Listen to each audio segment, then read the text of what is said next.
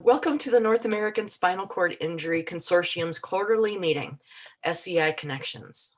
My name is Jen Wolf. I go by she, her, and because I'm trying to be more accessible, here my image description, I'm wearing dark frame glasses. I have purple tinted dark hair, chin length, and I'm a white woman sitting in a wheelchair in a very messy bedroom/office. I serve on the executive council of NASICS, and I became a member of NASICS because they are providing such a unique opportunity for the spinal cord injury community to truly become part of research from the very start, as well as bringing all the different spinal cord injury organizations across North America together under this umbrella, which is really a cool thing to promote research and functional research for our community. For those who are new to NASICS, please visit our website, which has been posted in the chat, or will be, for more information about who we are, what we do, and how you can become a member.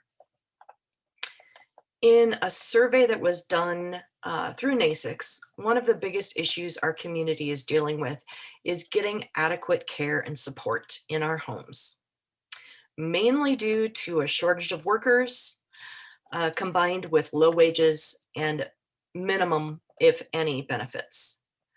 Turnover rate in Iowa is 64% in 2019. And I'm sure it's been higher in the last year or two. The wages in Iowa go from $11 to $13 on average, which is lower than most entry-level jobs. And I know that this is very similar across the country. On top of that, our friends and families who assist us largely do it without compensation or recognition. Unpaid caregivers in the US do about $500 billion of unpaid labor. Let's see here. I'm extremely excited to introduce you to our speakers today. Checking if Nicole, I don't think she's here yet. So we will, Erica, are you ready to jump in first while we wait for Nicole? Absolutely. Okay, I'm so excited to introduce Erica Sklar. She's an organizer with Hand in Hand, the Domestic Employers Network. Her organizing for justice has taken many shapes, from nonviolent direct action to the fight for environmental justice through policy change. And the floor is yours. Great. Jen, thank you so much for inviting me to join this call. I'm thrilled to be here. Really happy to be with everyone. I'll start with a description of myself. I am a white woman. I use she and they pronouns. I have dark hair. My hair is pulled back, and I'm also wearing a black t-shirt. My access needs are met at this time. So I'm here to talk a little bit about Hand in Hand and the work that we do. Hand in Hand, the Domestic Employers Network, supports the employers of home attendants, house cleaners, and nannies to ensure that their homes are safe and dignified workplaces. We do this through education and also through policy advocacy, and we work toward a federal domestic workers bill of rights, which we hope will be introduced in Congress this summer. So I'm really here to talk about the shortage of home attendants and other domestic workers and what we can do to make these jobs good jobs, both in our own homes and across the country. But the reality is that protecting domestic workers is really personal, right? If you hire somebody who supports you at home, you probably have a pretty intimate relationship with them. They work behind closed doors. They're in our homes. Sometimes they support us with our most intimate needs. We really rely on them, and we are also employing them. So Hand in Hand's work is really centered on the value of interdependence. We need each other to make sure that our lives are running properly. So we know that there's lots of different ways to have some pitfalls here. So Hand in Hand is here to support with all kinds of both practical resources and conversation around making sure that what we're doing in our homes feels right to us and is supporting the person who is at work.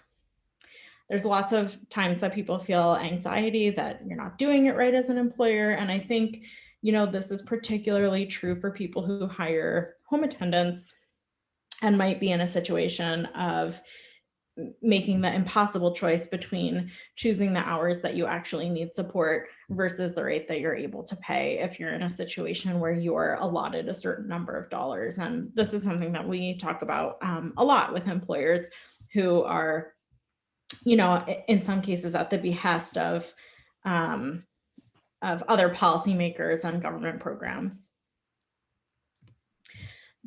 But we are really in a moment right now that calls for action, and I'm sure you know this just as well as I do.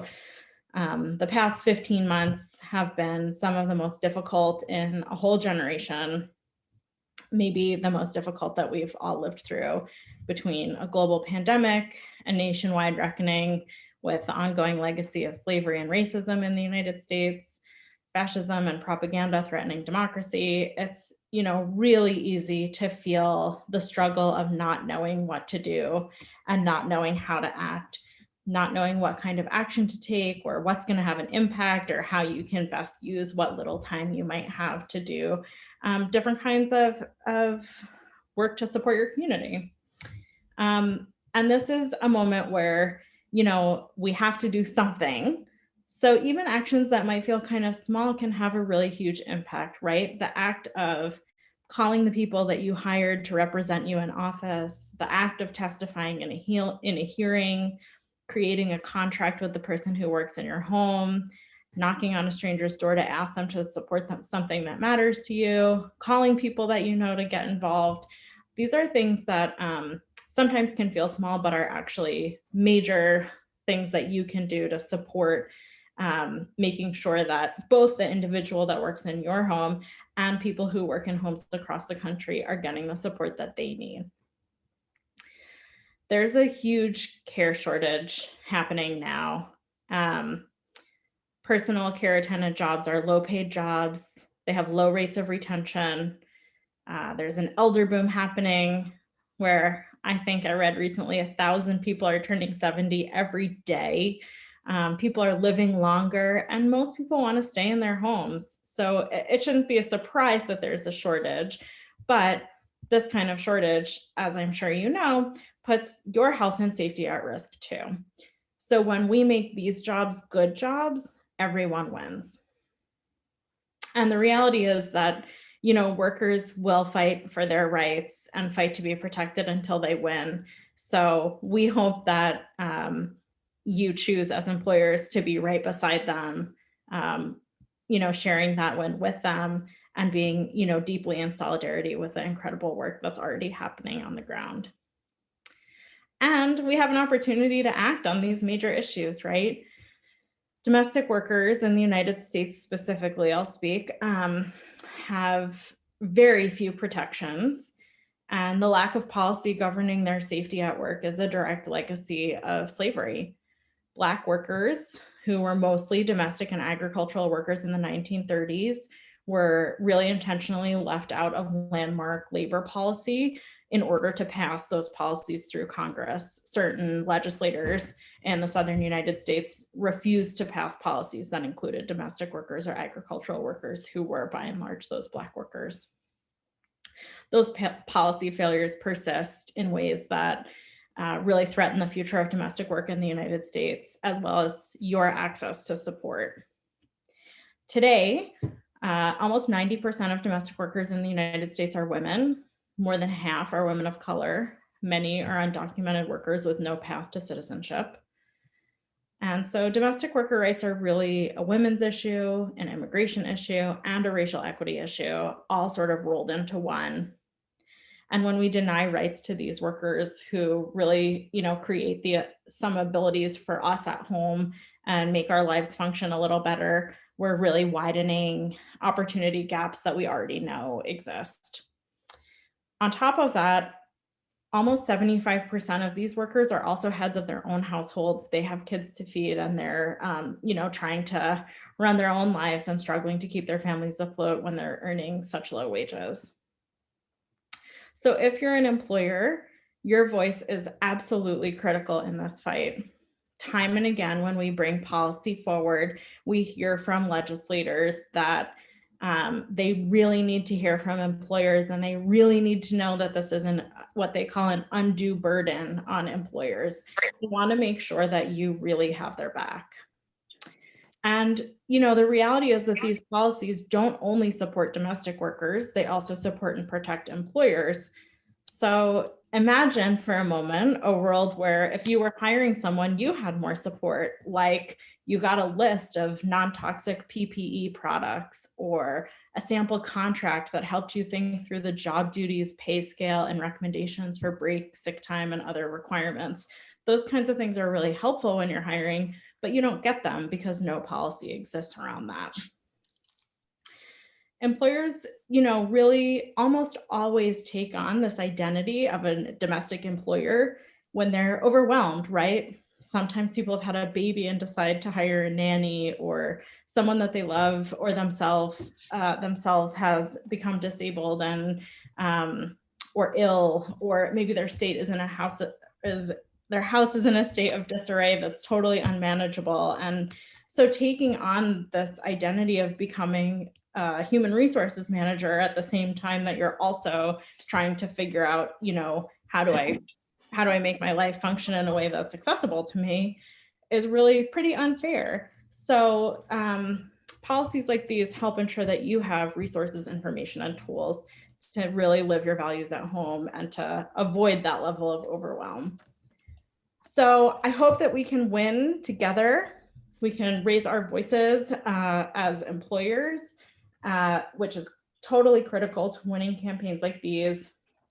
And, I know that we won't win if we're not working together with domestic workers and the people who are supporting our lives, both as allies to the working class women of color, and allies also to legislators who are trying to pass these bills and need a lot of support from employers.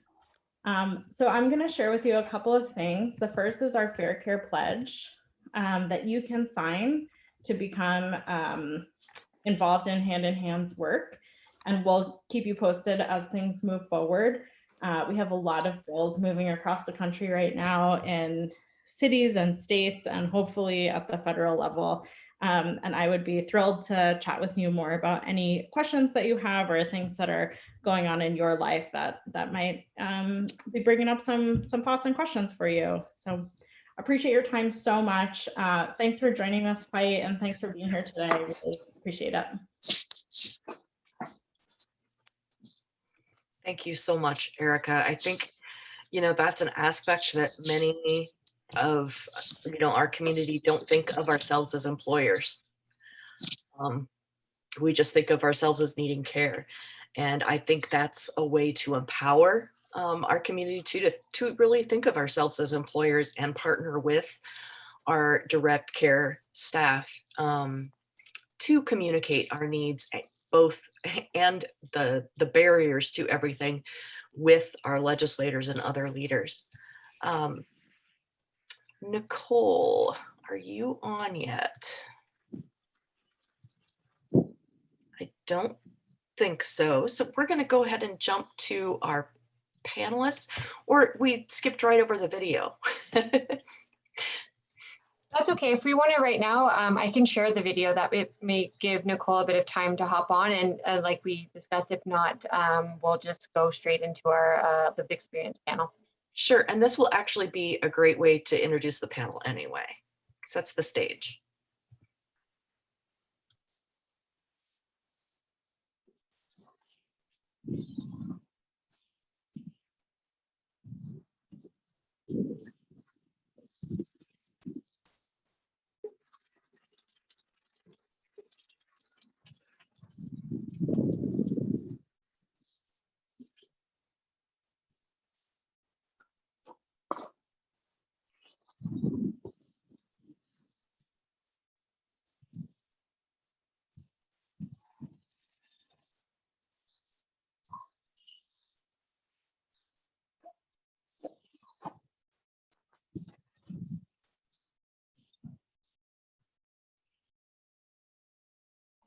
Okay, thanks for bearing with me there, getting this up on the screen. So this is just a quick 4-minute video from New York Caring Majority that we'd like to share.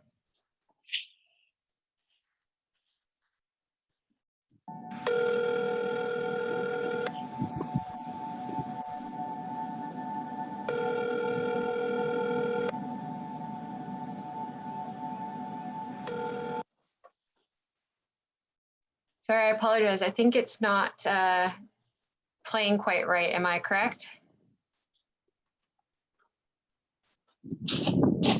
I will, just 1 second. Sorry, technical difficulties over here. I kind of had a feeling this might happen. So I'm just going to go straight to the video on the website.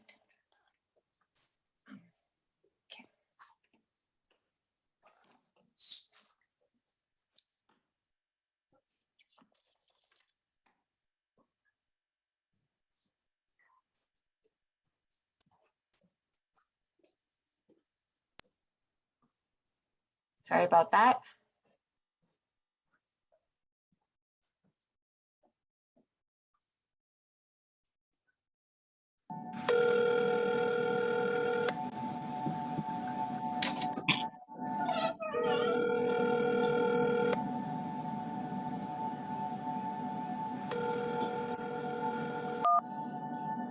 Hello? I have no idea what I would do without my home care worker. I feel that they deserve more money because the pay is little and he does so much. Benefits are basically non-existent unless I want to spend basically my whole paycheck. If I did that, I wouldn't be able to live. And it feels very unfair that people who work with me are paid poorly by the state because I would never dream of paying them as badly. I have been in home care for the past 16 years, but my pay hasn't increased at all. I am so demoralized by Governor Cuomo's attack on home care funding. It feels like he's trying to, I don't know, wring water from a stone. Home care is essential, especially being able to trust the person that comes into your home instead of going to a nursing home. I go from rage to despair, always worrying that I'm going to be forced into an institution so many years after social workers fought for me to live outside in society. I don't think Governor Cuomo would go into a nursing home now if he had to, or he would send his mother there if she needed it. Nobody wants to. We have seen the way you protect and nurture the most at risk in the midst of this pandemic. How you rise to make sure elders and people with disabilities are cared for.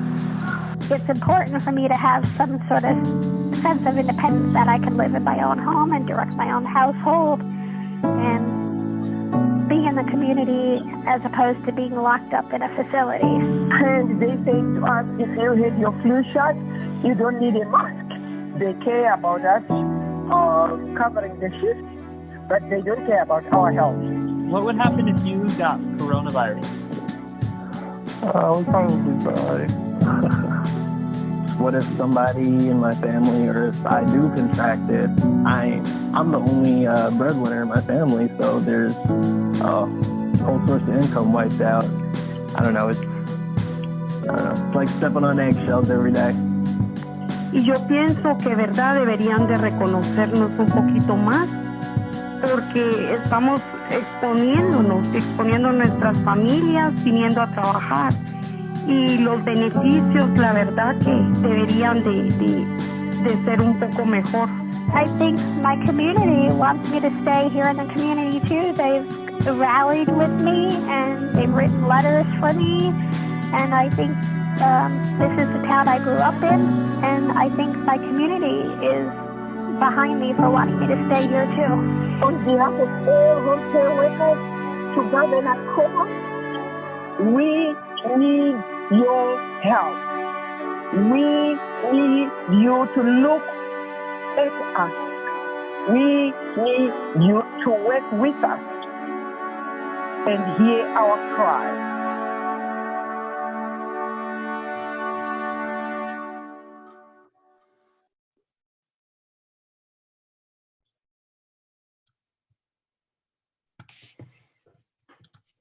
Again.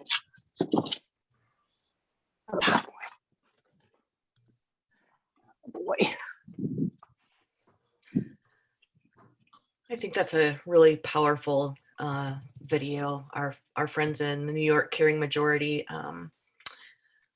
really did a good job with that. We are going, let me just check here. I'm going to go ahead and hand it over to our panel. Jose from New York, who's on our executive council, Likia from California, who's in our outreach committee, as well as Jacques Coumont, to have three diverse aspects of the lived experience. So you would like me to go first? Sure. How you doing, everyone? My name is Jose Hernandez. I am a Spanish man, kind of dark skin, short hair, and I have a virtual background of New York City, and I'm wearing a gray thermal sweater. So I just want to say a little bit about my story. Initially, when I was injured a little over 26 years ago, now I can say that because it was actually this weekend that just went by. I was 26 years. When I was 16, I had a case manager come to my house and tell me that he would prefer to place me in a nursing home than pay for 24-hour home care. So he put a value on my life. He put a value on my freedom. And if I would have been placed in a nursing home, I wouldn't have had the chance to go to college and get a degree. And I would have developed an institutional mindset, which I have actually peer mentored individuals, and it's hard to get out of that institutional mindset. Fast forward, to last year, I get my home care from a program called the Consumer Directed Personal Assistance Model, or program, whichever way you want to put it. So I hire, train, and ultimately fire my own personal care attendants. And unfortunately, last year, one of my personal care attendants died due to COVID. And it took me about 3 months to fill that position. I had to scramble and borrow home care from friends. I had one home care person working 7 days a week, and one person that only worked on the weekends was now working 5 days a week for me. So that was a scramble because I didn't have enough time to hire anyone, and let alone during the middle of a pandemic. So imagine that 7 days a week, you're afraid of people coming in and out of your house, yet you still had to do hiring once everything slowed down. I was competing with everyone, actually. In New York, we're fortunate that the minimum wage is $15 an hour, but the minimum wage is $15 an hour at McDonald's. So how are you going to compete and hire someone to take care of your personal needs, bowel, bladder, showering, if you have a pressure ulcer, possibly dressing that, work for you for $15 an hour and little benefits? They'll go to McDonald's. And in some cases, they'll get home benefits at McDonald's. They'll use that to lure them in. So you're competing with all these other companies, and you're telling them, yeah, you're going to be here 12 hours a day, 4 days a week to take care of my most intimate needs.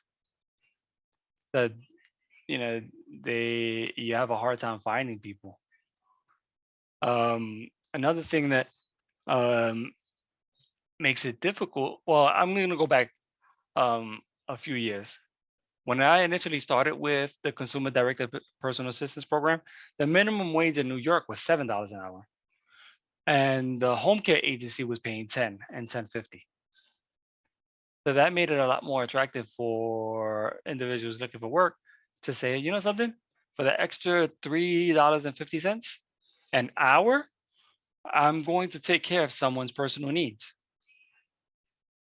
So, and that's what, what we want now is, something, across the board that's maybe 150% above the minimum wage, no matter where you are. So if the minimum wage is $15 an hour, the home care worker will get, $20, $21 an hour.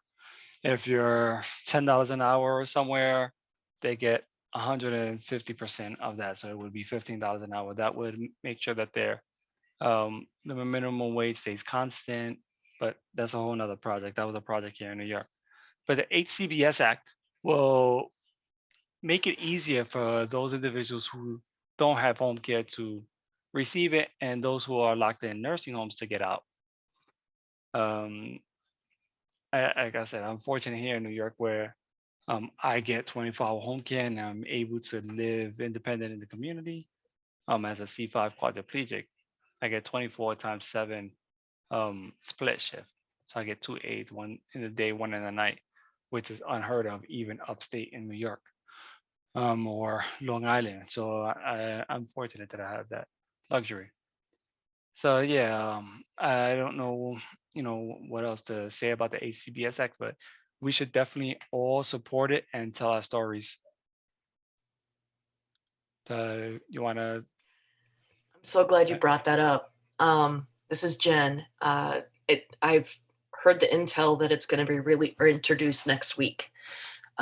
So be expecting to see action alerts places, and we will put the link to the, actually I'll do that right now, the United Spinal Action, because we can be contacting our legislators now and starting to tell them the stories, like Jose's, which is really impactful and might help, when they're voting on this, might spur them on to vote in support. And we need as much of that as possible.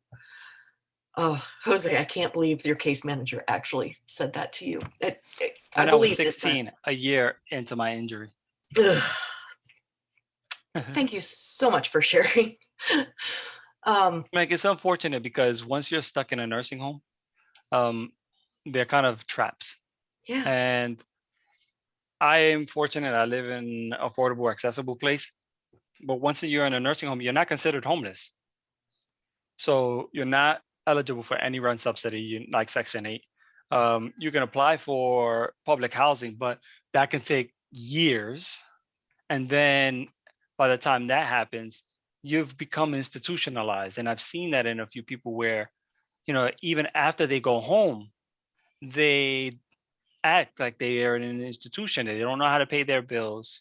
They haven't gotten that mindset. And they honestly think that the people that they hire are required to help them. So they misbehave. They're still angry about their situation or getting out. So they're like a revolving door of home care because they just really had that mindset. So I'm trying to help one person in particular with that mindset, and he's getting better. Thank you for all your work. This is really a fabulous group of folks. I am Miss Likia. Are you ready to go? I am ready to go. Fabulous. Hola, my name is Ligia Andrade Zuniga. I'm from California. I am a Latina female. I identify as a Latina cisgendered woman, a heterosexual woman. My pronouns are she, her, hers. I have dark curly hair. It's down today. I'm wearing a black shirt with a tank top underneath. I have red lipstick on, and I am a power chair user as well. I have a spinal cord injury, C5-6, and my story is similar. Is similar than the story that was told before, because we have so many institutional mentalities within the medical model of disability. Um, you know, and the social model is not really understood or introduced sometimes to our medical community. So my story is similar. I was injured in 2009 in a motor vehicle accident. I was coming home from breakfast with my kids. They were young at the time, 6 and 11, and I lost control of my vehicle, and we rolled over about 4 times. And in the process, I became a quadriplegic through my spinal cord injury. Early on in my injury, my family was told to put me in an institution because I would no longer be able to take care of myself. They also advised that I relinquish my parental rights because I couldn't take care of myself or my children, that I was no longer able to be a mother, which is nuts, right? Because kids need love. It doesn't matter if your limbs move or not. They need love and guidance and all of that. That does not come from your limbs. So I'm very lucky that I had my family around that could help me at that time, and refused to allow me to go to a nursing home. But that's not the case for everyone. I was also lucky that I had health insurance at that time. It wasn't great because it was private insurance, but we're very privileged in this country if we have medical care to have our needs met at that time. But then fast forwarding throughout the year, because I was injured in January, I did not qualify for benefits because they considered in California, the Medi-Cal, which is Medicaid here in California, and Medicare also, they didn't acknowledge they acknowledged the income from the year before. So at that time, I had just finished my master's. I was working for the county where I live, and I was making pretty good money. So my income really it affected what I qualified for. So I had to pay for all of my care on my own. If you can imagine, I went bankrupt. That year, I had to pay for like 24/7 care. My mom stopped helping me because she couldn't anymore. She had to go back to work. And life kind of became more normalized again for everybody that was involved in my life. So even though I didn't go to a nursing home, I still needed care. And that was really difficult to find at first because I didn't even know what I was doing. So one of the plugs I have is for the programs that are in place in the different states. So what's really difficult too is that each state has different types of programs that have different rules and different advantages and disadvantages. So the program that I'm under now that I did qualify is in-home supportive services, and that's paid for through Medicaid. And then the state puts it, so the federal government gives the state a percentage, right? And then the state will allocate a certain amount of money for this program. And then each county is responsible for picking up whatever difference the state doesn't contribute to. So if say the state contributes $14 an hour, say, the counties would then need to provide however much more money they want to put in to give a livable wage to the workers. So what's going on right now in my county, and then each county gives what they want, right? So each county has a different amount, which also makes it hard. So my county pays $16.70 an hour. So that is not a livable wage, not in California and the Bay Area. I live 20 minutes from San Francisco. The rents were like $3,100 for a 1-bedroom at one point. And so if $16.70 an hour is not going to cut it. And then put in COVID into that problem of having adequate housing and jobs and things like that, and it's impossible. And then in transitioning people out of nursing homes, that is absolutely right that it's impossible. I was working after I became injured, after I left the hospital. I started working for a Center for Independent Living, transitioning people out of nursing homes and the Olmstead program. And what was really, really tough was, again, working in Silicon Valley and in the Bay Area, the cost of living here is outrageous. So that was the biggest barrier, was getting people into adequate, affordable housing, and which was, slim to none. So getting people out of nursing homes is pretty much impossible. And so I felt really bad because I couldn't transition as many people as I'd like to. In California, we also have a program called CCT. So it's like a California Transition Program. And what it does is the Department of Rehabilitation gives a certain amount of money for different aspects of transitions: care, housing, transportation, furnishing an apartment, food. And right now, what they did is expand the money to also include people who are homeless, people who have been in the detention centers at the border, or in any sort of immigration sort of transition situation. It helps people that are in shelters, that are also students, because we had a huge problem with COVID. Our students with disabilities, a lot of them lost their housing. Say they were in the dorms shut down, and a lot of their jobs were in jeopardy at that time because people weren't open. So a lot of people lost their ability to pay the rent. So it affected a lot, everyone, and then our care. So some of my caregivers, they contracted COVID or they were exposed. So they were no longer able to work with me. And then there were people that were just refusing to get vaccinated. They can no longer work with me. I had one young woman who has children, and they were doing remote learning. So she had to stay home. She would help me in the mornings, and so that didn't help. So she had to quit and wasn't able to help me after that. So I basically ended up with nobody. I had a couple of people quit and get an unemployment because that was at a point where unemployment was providing a lot of resources, and so they quit and got an unemployment. So that was the story for a lot of people throughout California. We recently had someone that passed away in one of our counties because they didn't have adequate care anymore. So it's become to that point where people are desperate and they are left behind. For me, I was in bed for about 3 months recently with no care.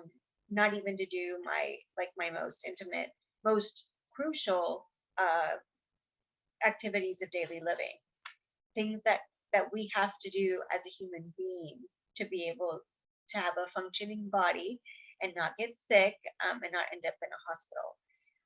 I have a pressure sore that I've had for a very, very long time, and it's small, it's just stubborn, and it was getting worse. I ended up getting another pressure sore. So if you can imagine, right, it's like a snowball effect. I have 2 kids in college now, which they are not able to help unless they're home from college. And there are certain situations that I can't get them to help me with. So my mom is 71 years old. She was coming in to do a lot of the care, but she can't do a lot of it anymore. She can't transfer me. So we became very desperate. I recently had a young lady who is a nursing student in Portland, and she was helping me. Her last day is this Friday. So I've been really scrambling to find more care. I've been fighting with home health that comes out to do my wound and convincing them to at least help me with my bowel routines.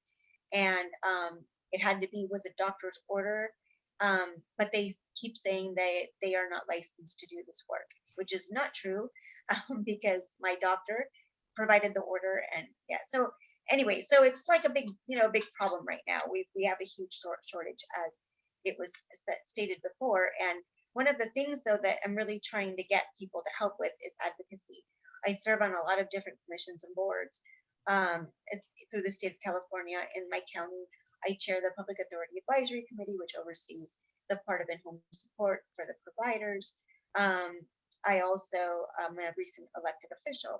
So if I'm not present in the community, nobody knows what, what we need, and nobody knows how we can contribute and how valuable we are in the community. So that's a problem. I can't help to advocate, and so that really hurts our community, but also the able-bodied community, because then they can't understand how to help us.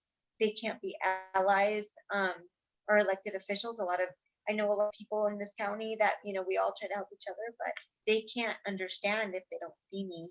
And then we are out of sight, out of mind. So recently I've been working with one of our local newspapers, and we're doing a story on the problems that there are in this county and in the state.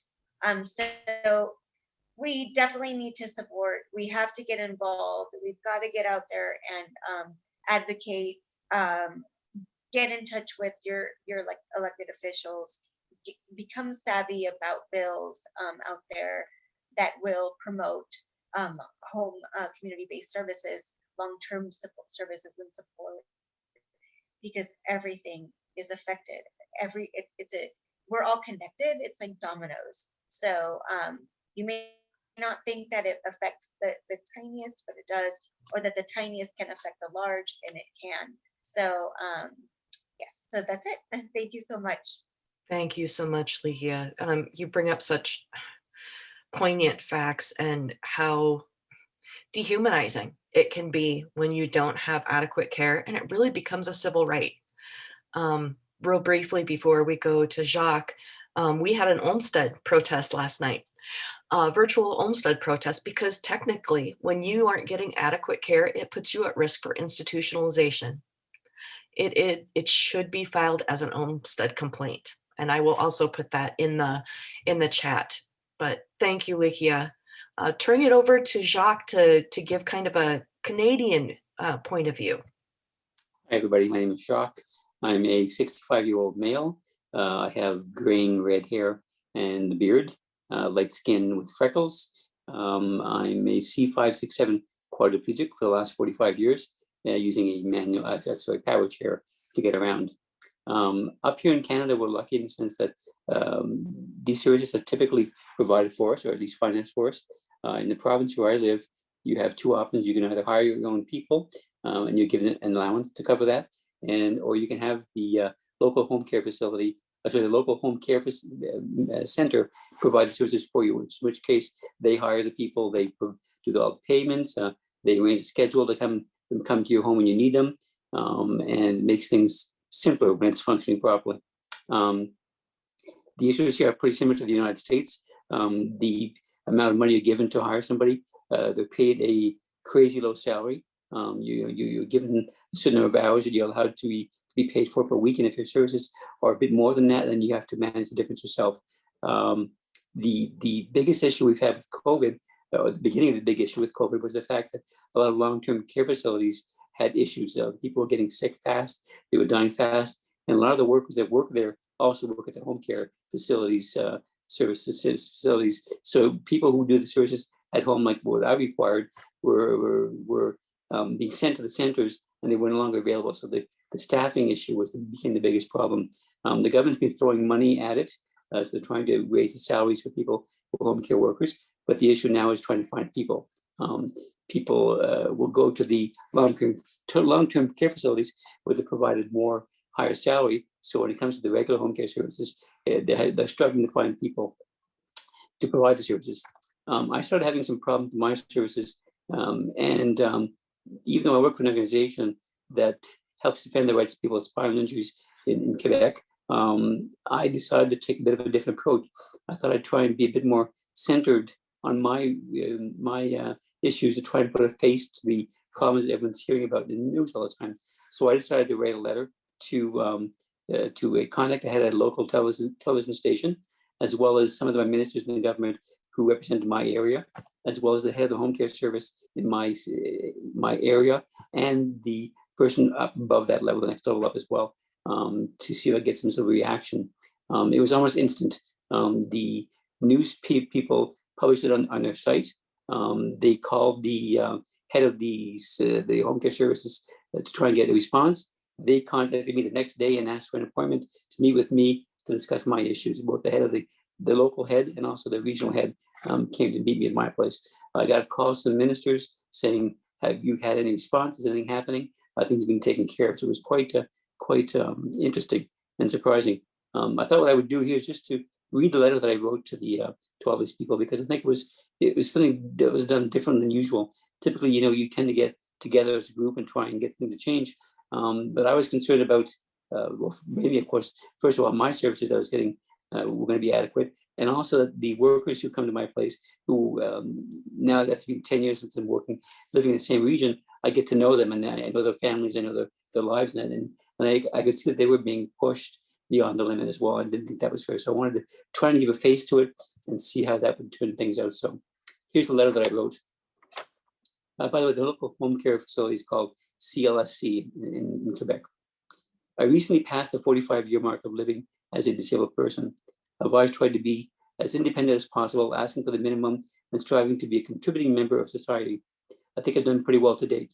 I'm C5, 6, 7 tetraplegic, quadriplegic, and I live in my own condo, still work at the age of 65.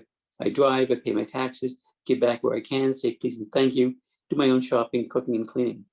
I do require services from my local CLSC twice a day, about an hour in the morning and 30 minutes in the evening. I don't feel bad about this because I know I truly need it and that I could ask for more but choose not to. I learned early on that things weren't going to be handed to me just because I'm disabled. I knew that if I wanted to be able to enjoy the things in life that most could, this meant giving everything that I had that was required and more. It meant that there would be more time, there would be times where I would need to fight, where I shouldn't normally have to, but I accepted this and tried to fight the good fight. But now I'm facing a fight where the rules aren't fair.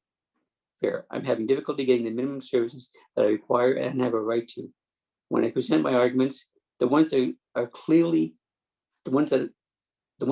explain my needs to live safely, they aren't good enough. My CLSC is struggling, as many are.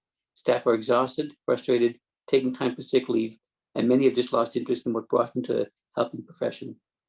One person reminded me of when she could take the time on her daily visits, she could ask the patients how they were doing and really take the time to listen to the answer. Now the mentality is get in, do the service, and get on to the next client. The purpose of the CLSC, in the view of many, is to care for those they provide services to.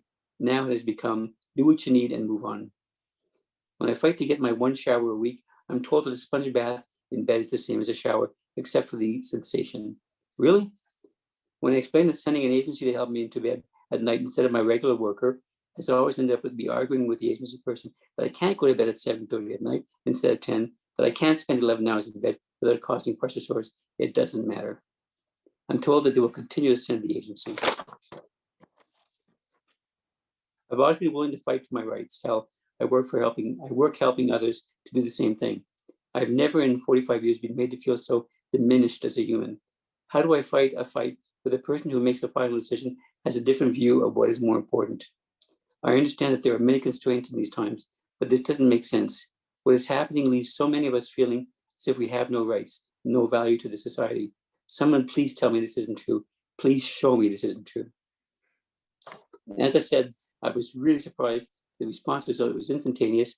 I got messages from people who had read the news article online, support. I had one fellow who worked at a local hospital said, "You don't know me, but I work with people like you. If you want, I'll come and give you a shower. I'd be happy to do it for free." So, I mean, it was just, it was touching. I mean, I think some of the workers saw what I'd done. They appreciated that someone was fighting for their rights as well, trying to defend their needs. And I got my services fixed, which of course is not the only thing that's important, but it was a starting point. And again, it brought a light, and it put a face on the issue to people, where you see people protesting in that. It's important, but you don't always take the same interest in something if you don't understand the person that's the effect of that, an actual person that having to live with this. So that's my experience. Thank you so much. It's almost triggering hearing stories like this, because they're unfortunately so familiar in our community. Yeah. Can I just say something really quick? We just have to remember that it's not people with disabilities that have something wrong with them. It's our It's the system. society and our environments that are Yeah. not accessible to us. And Yeah. we have to flip the script and make sure that people know that. And it's not us that's a problem. It's our environment and it's our society. Spot on. And it's the reason we have to be speaking out at this time. There is an opportunity that our country has not had in a long time, with the 400 billion promised from the Biden-Harris campaign, which is separate from the HCBS Access Act, which is coming out next week, which is getting rid of institutional bias, where they will pay for home and community-based services just like they do if you live in an institution, a nursing home or group home. It's investing in the care workforce. It's portability, so you can move to different states and travel and still get services. It's fully investing, money follows the person, to help people transition out of institutions and getting rid of wait lists and streamlining waivers. So this is something that we need to keep spreading the word out and getting folks involved. And Jose, I think you had some additional resources. Well, I just wanted to say that, United Spinal, you could use us as a hub, United Spinal Association in general, right?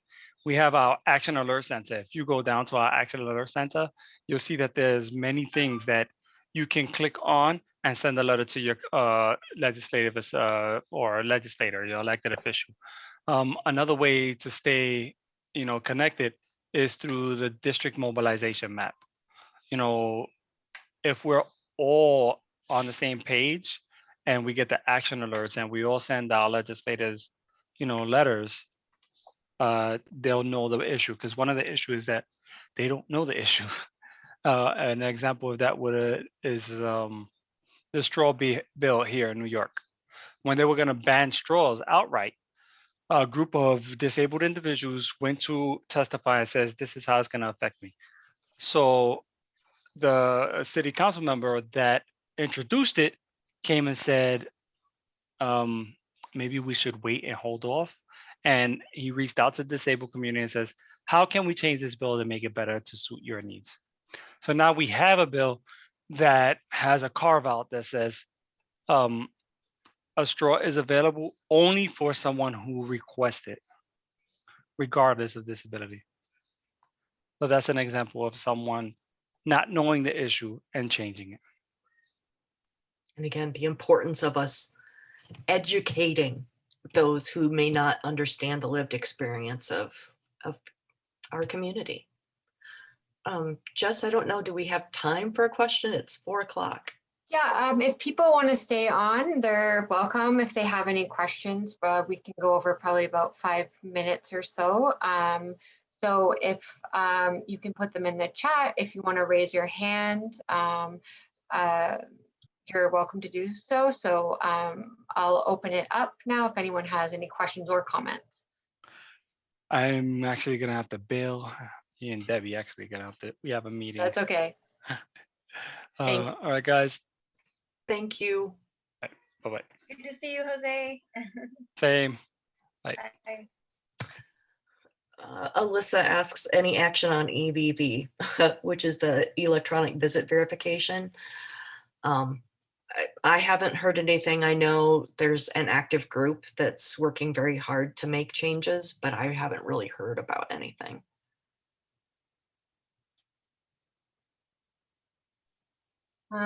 Anyone else? Any questions or comments? It's Claudia. I can't get rid of this chat window, sorry. I recently watched Cripple Camp for the second time, and because the first time it was a bit overwhelming, and I think that started in 1971, the documentary, and seems to me that there hasn't been certainly enough changes since since that film was started. The history of ADA and Heerman's work. Thanks. Claudia, you're absolutely right. Sorry, this is Likia. you know, when I watched it, and even thinking about the occupation at the federal building in San Francisco in the 70s, like we're still fighting for the same things, you know, and it's very frustrating that it moves so slow or that it doesn't move at all. And it's like, why? I mean, because we're people with disabilities, is that why? You know, and so that's why we just have to keep fighting, like Jen was saying. We have to stick together. And even early on in the presentation, when I'm so terrible with names, I apologize. The person that was talking from Hand in Hand, Nicole, I think her name was right. It's true. We have to all take care of each other, and we can't work as an us and them. But it seems to be that way sometimes because people are just uneducated when it comes to people with disabilities and what our needs are and how we're human beings that have, you know, validating our existence. So yeah, that's tough. Thank you. This isn't quite related, but I just wanted to mention, I live in New Orleans, and this past weekend I went to a new restaurant in an old building, historic building, but some of the wait staff had to carry me in because they didn't have a ramp. And I explained to the owner, I mean, very nicely, that I've already figured out where you can put a ramp. You can buy them, you know, foldable metal, aluminum, whatever they are. You don't have to have somebody pour concrete out, which you can't even do in a historic district. Anyway, it's, you know, that's not the same, but it's sort of the same. That we're just still fighting those little things. You know, I just had the same experience when I was back home in Texas, and I told the store owner that I could get into. Thank you for being accessible because you just got my money and the other person lost out on my money. But it is sad and frustrating that some things have gotten worse, even though supposedly they're supposed to have gotten better with different bills and laws that have been passed. And it's unfortunate, but we always have to be the bigger person, and we have to be the advocate. We have to make people feel comfortable. And it gets tiring. So we also need to support ourselves throughout the community with that. And I just want to say thank you to everybody that Jen organized on here today. It was really, really great. Great talking. And the 2 action items that were put into the chat, I've already done and shared on Facebook as well. So everyone else do that too. Excellent.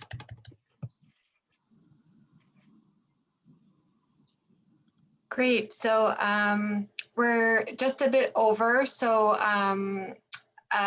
we will, all the action items that we shared in the chat, we will share again after this meeting. This meeting was recorded, so we will send that out in an email to everyone who registered today and was on, along with those links and action items as a reminder. So do you have anything else you want to say, Jen, before we sign off? Nope, just thank you and stay vigilant and take care of each other. Yeah. Great. Thanks again for everyone who took part today. And yeah, we'll get that stuff out to you shortly. So thanks again.